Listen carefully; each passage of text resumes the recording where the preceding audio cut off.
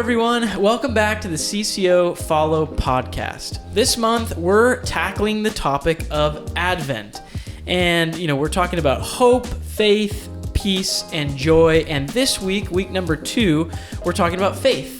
Today, we have on Jasper and Varen. They're interns here with us, and we're really excited to talk specifically this week about faith and how that fits into this whole Advent story. So just to kind of jump in, you guys, have you ever experienced Advent as a kid growing up? Maybe you haven't. What's that been like for you? For us, all we had was an Advent calendar that my mom made. That she made? Yeah, she made. Yeah, nice. It was pretty cool. It was like out of cloth and everything. And wow. She always puts it up. It's up right now at their house. So was it like chocolates behind each day? Yeah, different chocolates. Oh, yeah. And some days are worse than others. Some days have candy canes. And then other days have actually chocolate. So it's like all leftover Halloween candy. And they're just like reusing the homemade, though. That's pretty cool. That's pretty cool. Intense. Yeah. And there's even like all the decorations on it are basically these different like cloth candy canes, and some of them are like really distorted and weird because children made them, and then she sewed them on there. Nice. Cool. I don't think I made any of them because I was too young though. So what exactly did that involve? Was it just every morning it's a new day, so you eat a new piece of candy, or was it like, was it like you read a verse? Was it like what did that mean? No, that would have been really cool if we did that. No, it was just kind of like just a fun thing of like a countdown until the coming. Yeah, so it was a candy countdown. It was a candy countdown. Nice. Yeah. Okay. I had that too. It wasn't homemade, and I'd always miss the days, and I'd have to make up like a week. But have to. Yeah. I have to eat all this candy. What am I gonna do? Varen, what about you? Basically the same thing. There's this really nice cloth calendar. It's a tree. I don't know if my mom made it, but I do think it was homemade. And it's just this nice tree, and each morning you read a verse. Each one of us kids would have a verse that we would read, and then it aligned with a little tiny decoration, and sometimes it would be really boring, and you'd get really mad when you got the boring one. Why did I get the broken one? Why? Yeah. Nice. Okay. And were they the same verses every year, or did they change? Same verses. Same verses. Year. That's cool. That is cool. Yeah. Well, that's definitely better than just my candy experience. But so Travis, walk us through here faith in the context of Advent. What are we talking about today? Yeah. So, what we're talking about today really is how do we apply this idea of faith to our Christmas experience. We're not by any means trying to encourage someone like you have to do Advent as it was originally prescribed or anything like that. But just to be able to give some people heads up of like where did this idea of faith come from in the Christmas story? Right. It initiates from the idea of Mary and Joseph traveling to Bethlehem. And actually talking to Jasper yesterday, like there's not much faith involved in the actual like going there because that was a command by the ruler there to pay taxes. But the faith portion actually came by the fact that they were going together and their intention. It wasn't merely we're just obeying the government and paying taxes. The intention was we are uniting together because Mary is pregnant with not just any child, but with the Son of God. And so actually a couple verses regarding that we see in Luke 1:38, the faith of Mary when she learned that from Gabriel that she was chosen to carry Jesus, she responded saying, "I am the Lord's servant. May everything you have said come true." And similarly, when Joseph, thinking he was just going to put Mary away quietly and just kind of like say, "Yeah, we're no longer engaged," essentially, and she's cheated on me. In Matthew 1:24, the angel also comes to Joseph and explains to him the situation. And it says, when Joseph woke up, he did as the angel of the Lord commanded and took Mary as his wife. And so both of these point to the faith that both of them had to hold on to for the steps that they were taking. Not necessarily the physical steps of traveling to Bethlehem, but the spiritual, the relational, the steps of like, okay, we're doing this together. Like God has called us to raise and parent to God himself in the flesh. And this is a crazy undertaking, but we're going to do it. And so that's the faith aspect. And so it's this idea that as we enter the Christmas season, it reminds us to be having faith in God. Yeah. And to be responding in faith towards what God has called us to, towards the gospel that God has given us, and to make that one of the 4 focal points of our Christmas experience. Yeah. That's great. What are your thoughts on just thinking about Mary and Joseph in this situation that they're in? What are some thoughts that first kind of come to your guys' mind? I'd say for me, I was actually just recently reading through some of the Psalms, and there was one that was talking about Joseph, and it was when he's basically like he's in the dungeon. It's before he's been lifted up into becoming the ruler of Egypt, and it says that while he was in the dungeon, the word of the Lord, before it was fulfilled, tested him. That it was while he was waiting on this promise that he had from God, that the word of God was testing him. And it's just kind of interesting to think about, like, that this candle in the Advent traditions would be called like the prophecy candle, right? The first one would be hope. Gotcha. Last week, yeah. But even within that, like the prophecy, it's kind of like this waiting for the promises of God to be fulfilled and trusting Him. And so I think when you have that hope, like. The hope is there. It's that pillar of strength that you can turn to, but the turning to it is the portion of faith. Yeah. And so like when we have that word of God and that promise of God, like it can reveal whether like our hope is actually being placed there, whether we're having our faith in the hope that God's provided for us. And so that's just kind of what makes me think about that. They're on this journey. They're doing it together. They have this promise from God that they're going to have the Messiah. And Mary's only going to see the fulfillment of that, the full fulfillment of that, like 30-ish years later. Although she's going to get a sneak peek at the birth of Christ when all the angels are there and there's that singing and the glorification of Christ. And I'm sure that was just like a huge, I don't know, just like affirmation of all of what they're doing and the toil that they're going through. Yeah. But that's what it makes me think of. Yeah. Yeah.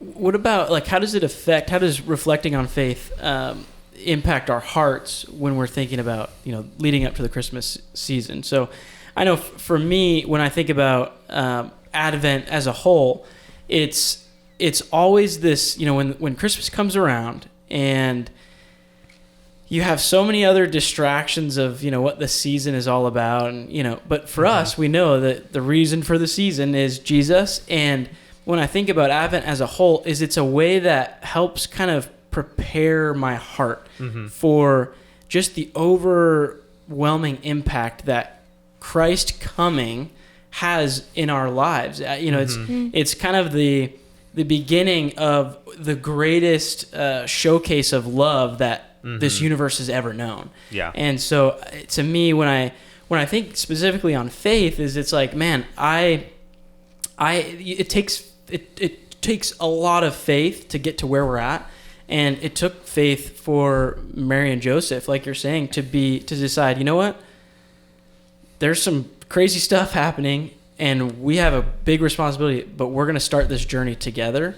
And I just think that's a really sweet opportunity to come as, we're getting ready for Christmas this week, to just really reflect and almost wait on the Lord in faith in this moment. So I don't know. Yeah, I think that the word faith can be thrown around very flamboyantly, almost without thinking about what the meaning is behind it. It's just, faith, hope, and love, and then just kind of leaving it at that without going into it any deeper. But yeah, but behind faith, or I guess what faith is linked to is really, at least our faith in God is linked to His love, the love that Jesus has in coming down for us.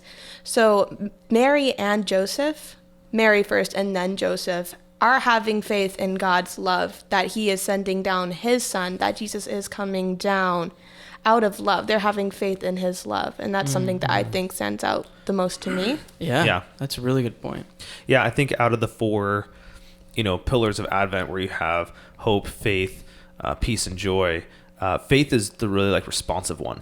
Like, you could say that all of them have a bit of receiving, a bit of responding, but in many ways faith is the response of having hope and the response of receiving.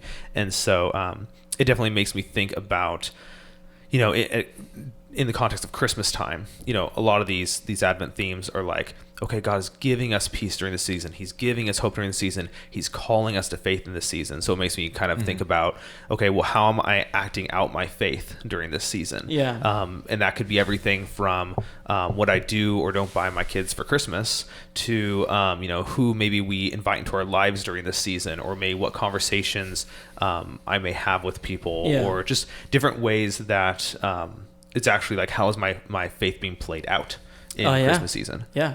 Well, talking about that, how are some ways that we have shown or acted out our faith during the holiday season?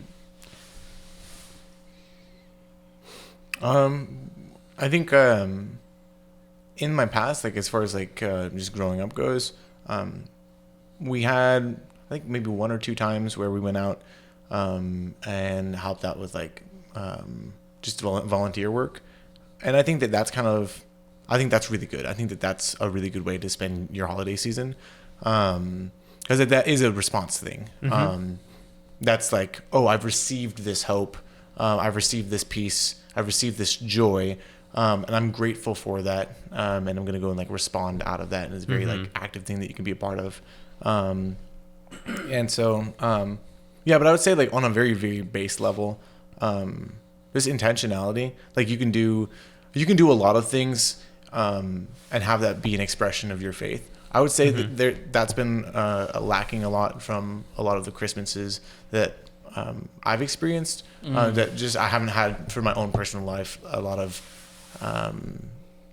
like either traditions or just like intentionality of like, I'm doing this and I'm doing this for this reason. Yeah. Like I was just talking with Travis about this like yesterday or something. It was yesterday, where we were talking about like, you can even just like build a like a gingerbread house, but like tie it to the biblical scriptures of that like we are his stones that he's building, and that like we're a dwelling place for the Holy Spirit, or that like Jesus is the fulfillment of the promises to David, that he's going to build him a house. And there's just so many ways to do that, that I think that like it really just comes down to being intentional and then finding something to do.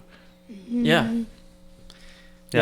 I think that's a really good point, because it's so easy for us to get caught up in doing all of these different things. Like whether, just some of us, we don't have any traditions at all. It's just kind of another thing.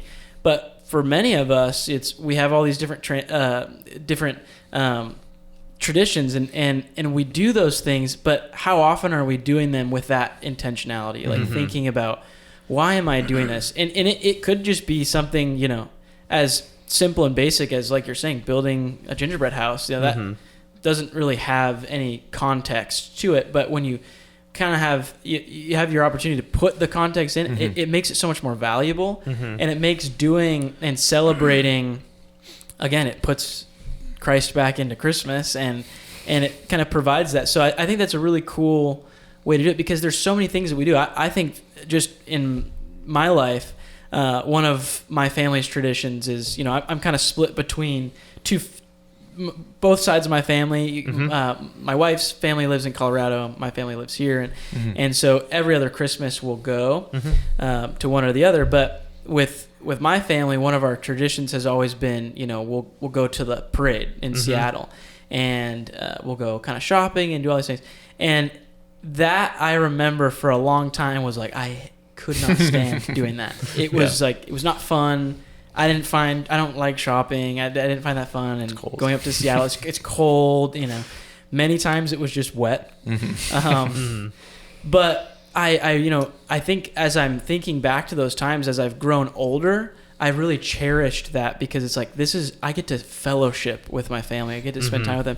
And I know this doesn't really have anything to do with faith, but I think it definitely, when I think about it now, as we're reflecting on Advent, I've never gone through Advent, and I've said this before, but like I've never really gone through and studied what Advent even means. I've just been, chocolate in the calendar, but it really is important, and I see these traditions now deeper, because I need to step out in faith into being intentional about making, like, bringing Christ into it, and I don't know, I kind of I had a thought on that. I just thought it was like, I was like, different ways to kind of like put context into the things that you're doing. You're talking about like going to Seattle and then like watching a parade. And I was like, how could you like insert context into that? That would be like churchy, like Christian Christmas context.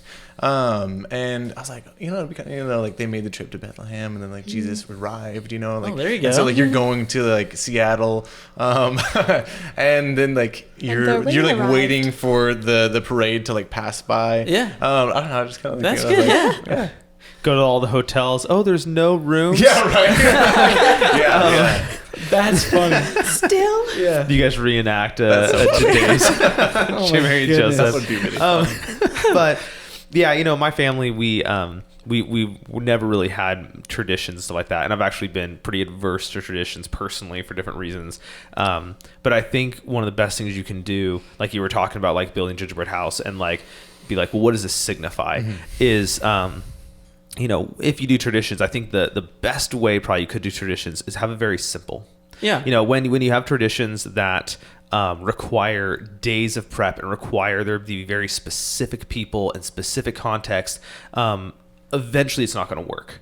But most of us have a tradition of like decorating a Christmas tree and having the conversation while you decorate, be like, doesn't God bring light to our lives like the lights we're putting on this Christmas tree? Or doesn't God bring beauty to our lives like the ornaments brings beauty to this Christmas tree? Or if you have the the tradition of maybe lighting candles during the season because they're nice smelling and they're warm, you just remind yourself, like, Christ brings light into our darkness. Just having certain things that are part of your already life, like maybe even choose a few things where you're like, I want every Christmas season us to have things that remind us of Christ's light, have us remind us of Christ's service to us, how it says he came not to be served but to serve and to seek and save the lost. Like maybe you always have a serving project. It doesn't mean you always do the same one, because maybe one year that won't work, and you can't have a tradition that's so inflexible that it does not bend to reality of life.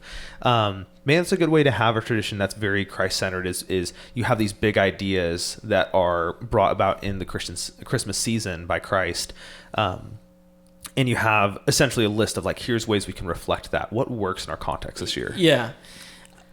I also think that during the Christmas season, it's very easy to just get caught up in all the chaos, and you're just wondering, how are you going to get all this done, and how are we going to get this done, and what if this happens, what if we don't have enough money to do this? And a lot of Christianity and having faith is just holding everything in an open hand, and whether it works out or not, just knowing that it's okay. Like, I don't know how chaotic Moses, why did I say Moses? Joseph, Moses was not there. Moses was not there. Joseph and Mary, that would be an interesting story. Joseph and Mary, like how chaotic their journey was, and how many doubts that they had along the road. But in the end, it all works out to the glory of God. Yeah. I think the big picture word that like we need to, or phrase you need to remember, especially in our Americanized, lives, but just in 21st century as well, is less is more. Like, make it less complex, make it fewer things, really focus on like what's extremely important, and don't strive for more than that. Because our lives are too busy. I think I love what you were saying, and kind of tying things in for me. When we think about the faith, like how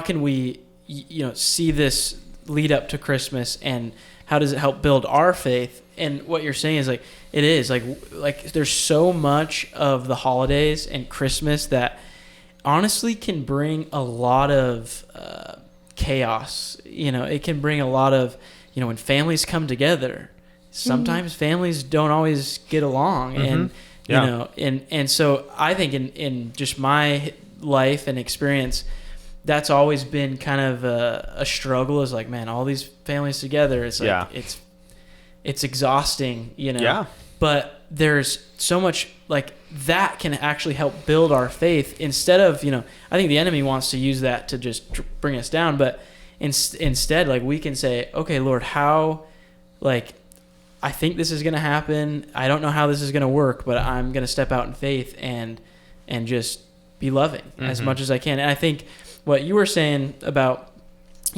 Mary and Joseph coming together and having faith to come together, that's something we can all do. If you're married, if you have family that you're with, like, you can decide, like, we're gonna come together this Christmas. We're gonna come together, and we're gonna have faith that it's gonna work out, that things are gonna go well and things. So I just really appreciate you guys saying that. That was nice.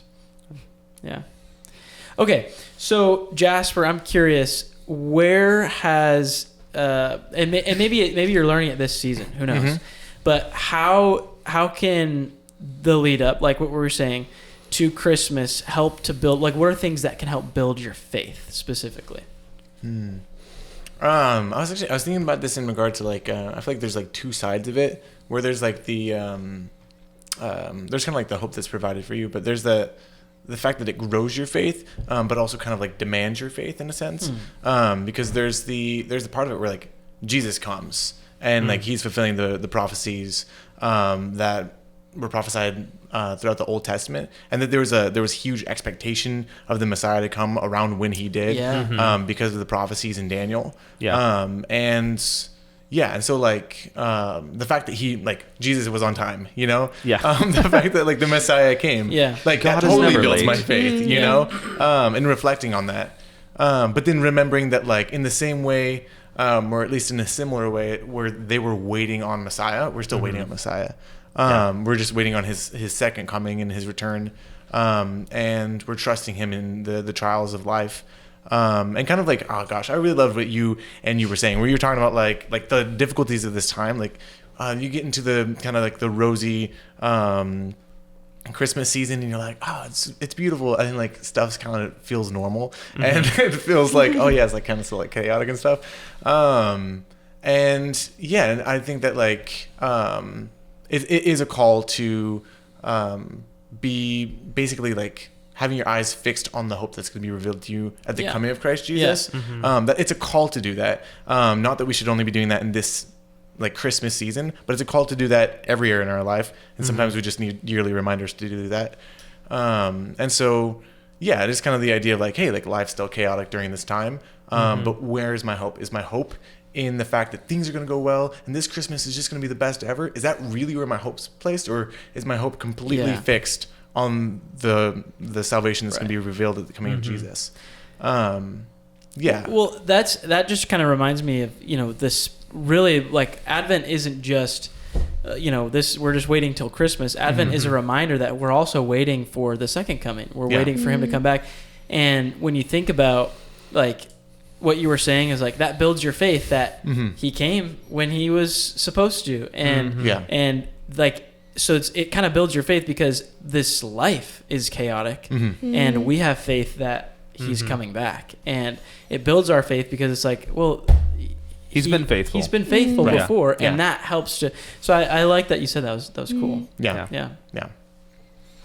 Advent is just like the beginning of the story, is basically what I got from Jasper, is that it's really just a whole buildup of God's goodness and faith in God's goodness and faith in what he has done and will do. That's all really I have to say. Yeah, no, that's true. Yeah, it's good. No, and that's really all we're really doing with Advent, encouraging people to do, is that, this season, it can so quickly, I mean, immediately after Halloween, we see all the Christmas decorations going up in stores and for sale, and people are immediately discussing, oh, when do you start playing Christmas music, and when do you start hanging up a Christmas tree? Yeah. The whole thing starts, right? It's after Thanksgiving. But that's the right answer. We've played Christmas music already for a while now, so we're but I'm a holdout. I'm a holdout. Not surprising. But it'd be so easy, and I think many Christians do, get all the way to Christmas Day without ever reflecting on these things. Oh, yeah. Even if you have a tradition of reading the Christmas story or other stuff, how much like reflection time went into it? Are you actually thinking about it? Yeah. How much was it just reading no different than reading the newspaper? Like how much? And I'm not trying to like lay on guilt or something like that, but it's like that's why this type of thing was created. Yeah. It was created to help push away the busyness, to help instill a kind of string you can hold on to as you're walking down the tunnel, to be like, yeah, this is the direction it's supposed to be headed, instead of just one more thing to add to your plate. We certainly don't want that. Yeah. That's not the goal, is to create more traditions or more obligations or more different things. It's how are you pausing in this season and directing your focus on Jesus more than just Christmas Day, and maybe not even Christmas Day at all, because sometimes even honestly that day is really busy. Yeah. And during this season, what a shame it would be for us to waste many weeks leading up to one of two most foundational days of our faith, the day Jesus came into the world. And so however that looks for you, to be able to put aside the busyness and the chaos that naturally comes from this season, because as Charlie Brown would say, it's gone commercial, like well, for whatever reason, there's so many reasons it's busy. Even if it hadn't gone commercial, it's busy because you're integrating families, you're doing all these different things, you're trying to buy presents for people. It would naturally be busy without that. Yeah. But when you add on a layer of busy, when you really get to the root of why we even celebrate Christmas, I think there's something special about bringing this focus and bringing this intentionality that we really hope that people can take away during this time and really focus on what's important. Yeah. Well, I'm curious, before we because we have something that we want to do at the end of this, but before we do, I'm curious. I'm asking you guys.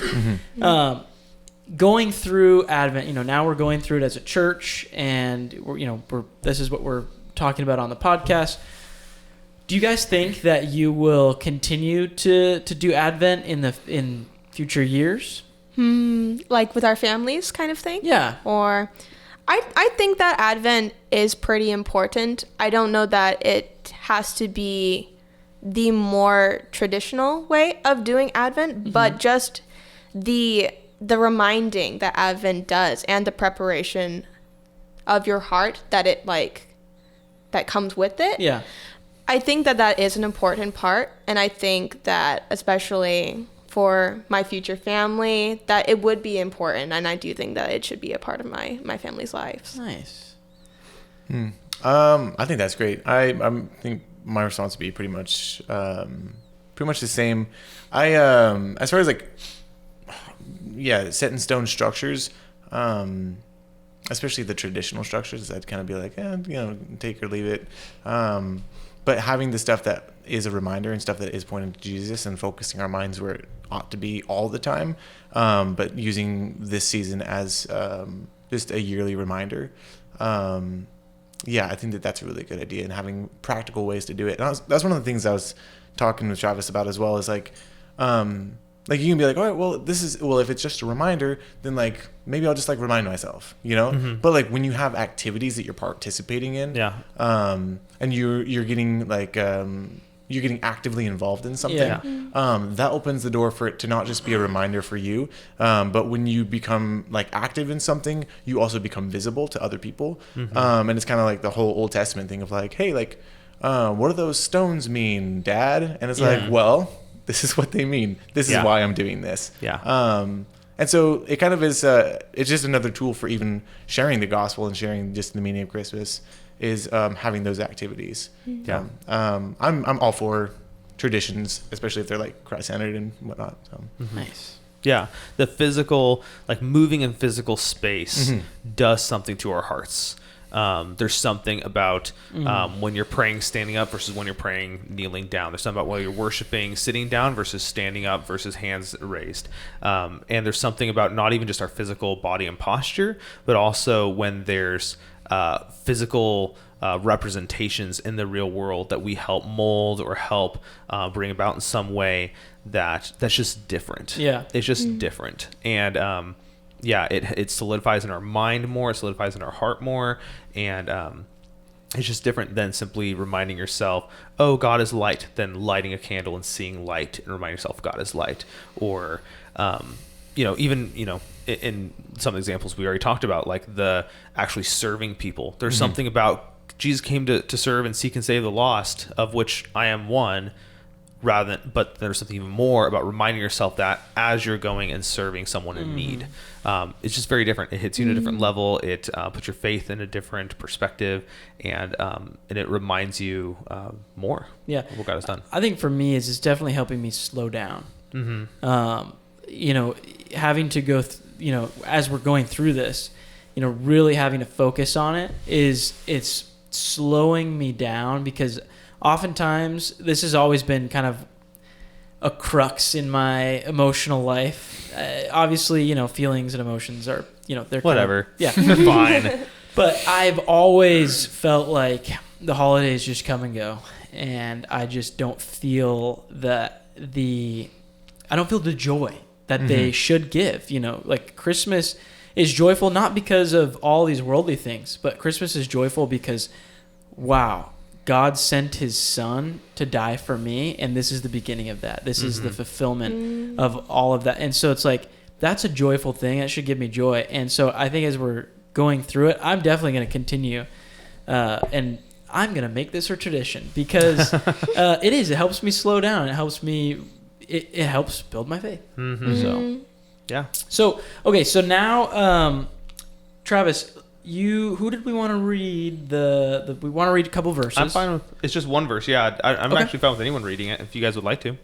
Jasper, you got your Bible right there. I do have it right here. That's All fine. right. Yeah. Well, you want to pull up Luke 3 verses 4 through 7. So there's classically a lot of different verses that go along with the different Advent themes, like a lot. And so each week, we're just reading a verse from one of the many different ones you can select from, and just closing in that, and just this idea of pausing and reflecting. So if you want to read that real quick, it's Luke chapter 3 verses 4 through 7. 4 through 7. All right.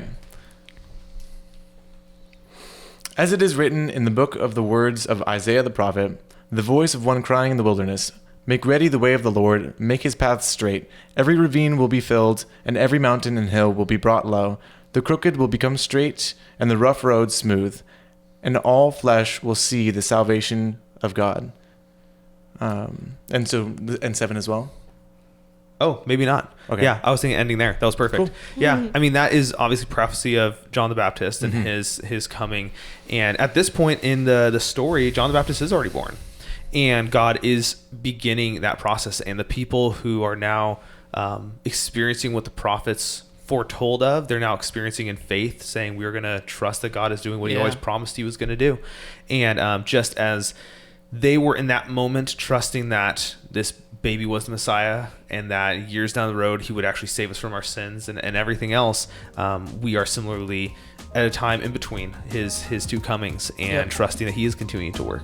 And so it was one of many verses, but I encourage you to continue to just read and celebrate this Advent season. Well, thank you guys for coming on, and thank you for listening and watching. We look forward to seeing you next week, and with that, God bless.